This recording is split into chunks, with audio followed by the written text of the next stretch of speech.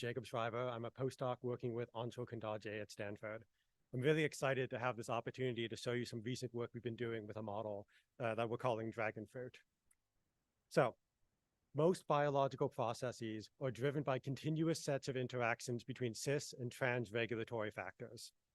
This is a data set I'm about to show you that was originally collected by Mo and analyzed by Sarag from our lab.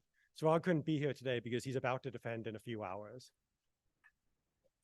So on the left-hand side, we have a schematic showing the experimental design. In the middle, we're going to have a UMAP. This is going to be a reprogramming time course. The UMAP is going to be of the chromatin accessibility. And on the right-hand side, we're going to have gene expression values at landmark cell states. At day 0, we have just pure dermal fibroblasts. These are just pure sample gone from patients. Then they were infected by 3 Sendai virus vectors that contain the 4 Yamanaka factors. After day 2, it seems like a lot has happened, including the emergence of a population of cells that have very high expression of the 4 Yamanaka factors, indicating successful infection. After 2 more days, it looks like there's a transition into a population of cells that simply have high, around endogenous levels of expression of these 4 factors. Then we can see that more continues to happen as the days progress. Around day 8, it seems like things have stalled, and so we switch from a fibroblast media to an iPSC media. Things start to continue again, and around day 12, we get pre-iPSCs, which are cells which are similar to iPSCs, but don't yet have the full differential characteristics of them. After letting that flash out and waiting another 2 more weeks, we see the emergence of real pure iPSCs. So just by looking at the cells across the days that they've been collected, we can see the main trajectories that are going on. There's a no factor uptake trajectory. These are fibroblast cells that just sat in culture waiting and nothing happened. The virus never got to them. Then we have the primary reprogramming trajectory. These are cells that began as fibroblasts, went through this continuous process and ended up as iPSCs. But this is really interesting because these cells started with infection from the virus and the overexpression of the 4 Yamanaka factors, altering trans-regulatory state protein concentrations. These factors then went and bound to the motifs according to the affinity of the motif, spacing with other motifs and other characteristics, cis regulation. By binding, these then alter endogenous gene expression, once again altering trans-regulatory state. And this process just continues and continues until you reach equilibrium in the iPSCs. However, despite this process clearly being continuous, most modeling approaches don't actually treat it that way. When Sarag first analyzed this data, he did so using the standard methods for the time, which basically involved clustering the cells and then looking at each cluster. So here he started off by clustering our data into 15 landmark states, not thinking that each one was a different cell type, just a landmark along the process. Then he aggregated cells according to their cluster. He ordered these clusters according to some notion of pseudotime. And then he inspected loci to see whether or not they exhibited dynamic activity with respect to that pseudotime. I'm going to make you all watch that again because it took me a long time to make this. But the locus that I was showing you is NANOG, which is one of the genes that's heavily involved in reprogramming. And we can see that during this trajectory, it starts to become more accessible. And so our question was, can we move away from this paradigm and actually model this continuous single-cell data at continuous or single-cell resolution? Basically, if our data looks like this, where each one of our cells is a different row and each one of our loci is a different column, can we predict and interpret each one of the pixels, each one of the loci at each one of the cells? And so we need a representation of our loci, which are just genomic sequence. We need a representation of our cells, which can be a very flexible, just vector representation that you think faithfully represents the cell. I'll talk more about that in a second.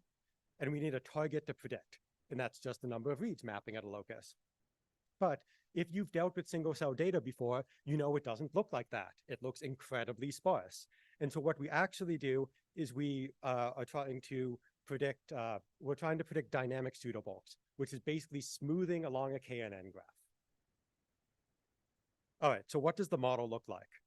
Well, for those who are familiar with it, we start off with a BPNet model that takes in nucleotide sequence and it makes predictions for some sort of activity of interest. because we are dealing with ATAC-seq data, which is generated by a TN5 enzyme, we have to account for the sequence specificity of the TN5 cutting enzyme itself. This is a really annoying characteristic of TN5, that it's supposed to be making cuts at things that are biologically driving accessibility, but it itself, cares about the sequence. So this is something that was originally being proposed by Anna Sabina and Anushu Pompore in the Chrome BPNet paper. And this is the Chrome BPNet architecture, if you've heard of that before. So the final part is, how do we incorporate cell representation? And basically, we just use multiple layers of neural network magic in order to pull out the parts of the features that matter. And here's the key of the model. What we are predicting are the parameters of the convolution layers of that BPNet model. This is key. We are not simply extracting a representation of the cells and concatenating it with a representation of the sequence. We are using the representation from the cells to predict the parameters of the convolution. We are processing sequence differently depending on which cell you are in. And then we add in the read depth in order to account for read depth differences. All right, so the first key point about this is that quite literally, you end up with one predictive model for every single cell in your data set. Everything you are doing at bulk resolution right now, calculating attributions, running ISM, doing in silico marginalizations, any of that you can now seamlessly do at single cell resolution. The second key point is that because this is just a vector representation of a cell, it can come from anything. I'm about to show you some results showing what happens when you use a representation that comes from the same ATAC-seq data you're about to predict. But if you have multimodal data, your representation can come from gene expression. And then you can do in silico knockouts, where you say, if we knock out this gene, what happens to the chromatin accessibility landscape across an entire experiment? If you have spatial coordinates, you can simply concatenate those in. If you have your favorite batch correction method, you can run that and then feed those embeddings in to this model. So does this work? Quite simply, yes. That if we evaluated single cell resolution, what we're comparing against here is if we train one Chrome BPNet model for each one of the 15 clusters and make predictions for the same prediction for each one of the cells in that cluster. The more blue the cell is, the better DragoNNFruit's predictions are over that baseline Chrome BPNet model. And you can see that what's happening is basically that Chrome BPNet does a pretty good job of modeling the center of clusters, which makes sense. If you're aggregating all the reads across a cluster, then you're going to do a pretty good job in getting the average. But DragoNNFruit does better the further away from the centroid you are. All right, then we wanted to really zoom in and start to interrogate biology. So we looked at the promoter of the nanog locus. Nanog, again, is the gene one of the genes that's heavily involved in reprogramming. And the key players here is that there's an OCT-SOC heterodimeric site. There's an array of 3 weak KLF sites, and then there's a ZEB repressor. If we look at the attributions in fibroblasts, we see that nothing's happening because this gene isn't active in fibroblasts. If we look at the beginning of reprogramming, you can see that things start to pop out, which makes sense. Now, OCT, SOCs, and KLF are expressed in the cells, so they're free to bind to their sites. Then if we look at the end of reprogramming, you see that OCT, SOCs is still around, but that the activity around KLF is really diminished. With DragoNNFruit, like I was mentioning, we're not restricted to simply looking at snapshots like this. If we want to see what's happening with this OCT-SOC site, we can look at it continuously across the entire experiment. So we can just sum attribution values and color our UMAP according to that. To be clear, this isn't a global measure of OCT-SOCs. It's not like gene expression values or other methods that give you global measures of this motif. It's saying for this single locus, what is the utilization? What is the predicted utilization? If we look over at KLF, you can see there are different dynamics, that it dies off a lot faster, which makes sense because KLF is not endogenously expressed by any of these cells. It simply decays when the construct decays. DragoNNFruit doesn't know what a repressor is, and yet it still learns that this ZEB site closes. It's a repressor of accessibility, and it turns off when the fibroblast program turns off. But we were interested by this. We noticed this kind of fuzz in the attribution space in both the Chrome BPNet models and the DragoNNFruit models, and we wanted to investigate that further. And what we found is that because the array of KLF sites is weak, it is able to accommodate 2 weak ZIC sites. ZIC is a protein that only begins to be expressed in iPSC, so it turns on at the end of the reprogramming trajectory. And so we wondered, is it possible that what's happening is that these same nucleotides are transitioning from being utilized by KLF at the beginning of the trajectory to being utilized by Zik at the end? We ran a bunch of computational experiments, and I don't have a chance to really go into them, but we were able to confirm that. And so what we did is we basically created a local version of pseudotime based off this. We turned this into a clock. We said, can we order cells according to the progression of KLF utilization versus Zik utilization? And so you can see this score with orange being more dominated by KLF and purple being more dominated by Zik. When we compare this with a global measure of pseudotime, we see that it corrects a big mistake. That global pseudotime puts the iPSC cells in cyan before the pre-iPSC cells. This was a consistent error we were noticing, which simply isn't biologically possible. But when you use this biologically derived local clock, you see that it fixes the issue immediately. So we then ordered all of our cells by this version of pseudotime, and we looked at the attributions of a bunch of different, of all the sites there. And you can see that what happens matches what you'd expect. Octant socks have higher utilization as you have both ectopic and endogenous expression of those proteins, and then it decays to basically endogenous levels of expression. KLF, because it's never endogenously expressed, simply decays as the construct does, but that this decay is mediated by the affinity of the KLF site. Stronger KLF sites have higher utilization at the beginning and diminish slower. And then there's that. All right. So this site is really cool, and I really wanted to show you this. Basically, the nanogene is full of really cool stuff. But in the enhancer, there is this site, which has a SOX binding site, which you might expect because SOX is one of the key players here. But then there's another SOX site nearby. And there's a third SOX site nearby. And then there's the OX site right next to it. And you're like, oh, that makes sense. It's an OX-SOX site. But then there's another OX-SOX site right there. This is basically an OX-SOX heterodimer that where the SOX has a secondary OX and the OX has a secondary SOX. And the spacing between them matters a lot because the SOX in the main OX-SOX site is actually quite weak compared to what you would expect, but it's stabilized by the fact that it's surrounded by these OX sites. And the spacing on the right-hand side between the OCT and the SOX is important because it's positive, it's non-canonical. And then when you look on the other side, there's negative spacing between that OCT and SOX, which are kind of pushed together, making it a weak OX site. Not only is this interesting, it exhibits really interesting dynamic activity. If we look at DragoNFruit's attributions across this trajectory, you can see that that weak OX site diminishes in attributions quite rapidly. But at the weak SOX site that's right next to it, continues to have high attributions with what you'd expect a much higher affinity SOX site to, simply because it's being stabilized by the OX sites that are next to it. So I think that this is really a key point. We can't just look at these sites according to, is there a SOX binding site? We can't look at it binary. We can't just say, like, what is the maximum affinity site? This recruits octant SOX much higher than any individual OX-SOX binding site does. And this is crucial to understanding how the genome is regulating genes and other biochemical phenomena. All right, so DragoNFruit explicitly models cis and trans regulation, and by doing that, it's able to generalize well. That the accuracy is quite high compared to cluster-specific methods, suggesting it's really picking up on the continuous resolution of these experiments.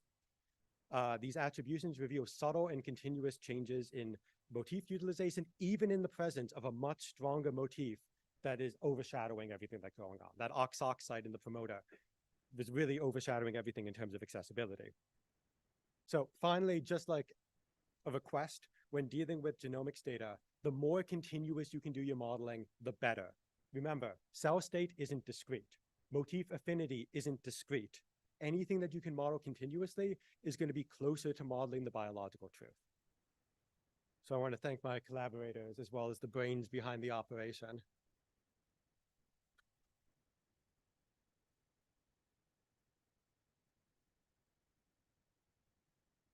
Great, so questions?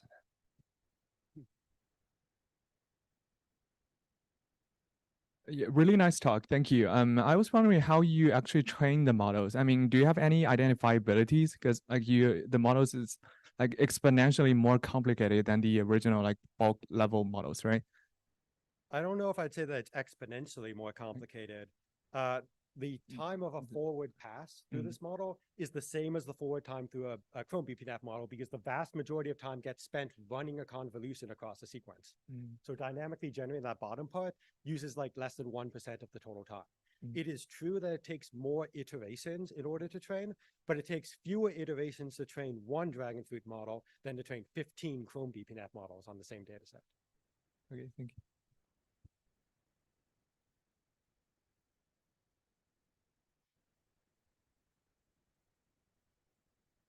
Nice talk. I was wondering if you can talk a little bit about what would be the difference in terms of what your model learns versus modeling the data at the single cell resolution, something like SC Bassett, or if you want to address sparsity, something like like meta cell level of single cell data, so you don't have these like broader clusters. Yeah, so there are kind of a few questions in there. The first is, what is the effect of doing KNN smoothing? And the simple reality is that nobody does modeling at truly single cell resolution. The data is simply too sparse in order for any of these methods to do it. If you use PCA, you're not doing it at single cell resolution. If you're doing anything that involves neighbors, you're not doing things at single cell resolution anymore. And almost all of our steps require that. And so it is true that the neighborhood size is going to be something that matters, and it's going to be something that's data set specific, but it's not unique to the DragoNFruit framework. So my question was going to be around like, how much did this work like out of the box? So you have this cell representation, dense layers, and that actually gives you the filters themselves. Is that how this works? Yeah, so there are a few iterations of this, and it depends on what types of things you think in there, that you can be predicting the full convolution, all the weights, and that's what we did initially. You can also just predict the bias. And that for a lot of cases, that's simply saying what proteins are active or not active in this cell state. Switch things off. Yeah. And that we think that there are reasons why you'd want to predict the full convolution, because spacing can make a difference. The interactions can make a difference, but that for a lot of the earlier stuff, we just predicted the bias term. Okay, and in terms of like initializing weight, so I mean, all this stuff we think about like the scale of the variance for the noise that initializes weights and things, that just kind of worked with default settings. I got a reasonably good model out of the box. I needed to do a lot of tuning in order to get a good model. But the main things like OXOX being active across the main trajectory and that type of thing popped out immediately.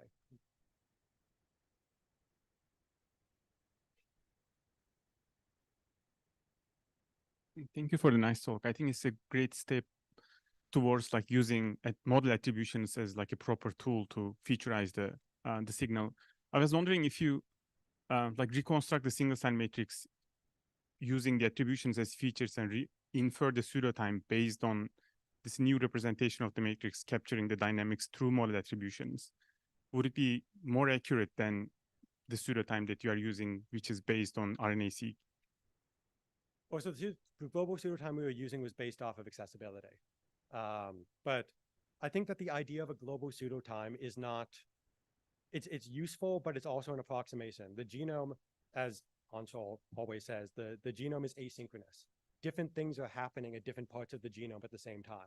You can't order all cells according to one number, that you can order local processes based on what's going on there. And so the idea of having a local attribution-based pseudotime, I think, is useful for modeling what's going on at a local site. But I think that's not going to be great at modeling something that's going on at a totally different chromosome, some other area.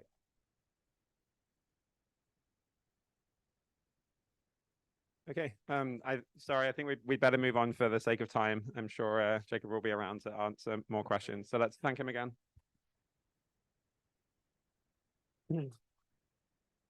Next up, we have Karen Isiev from my lab, who will be telling us about single cell splicing analysis.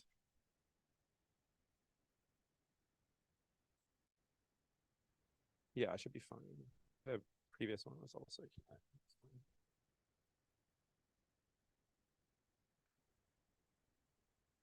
You see.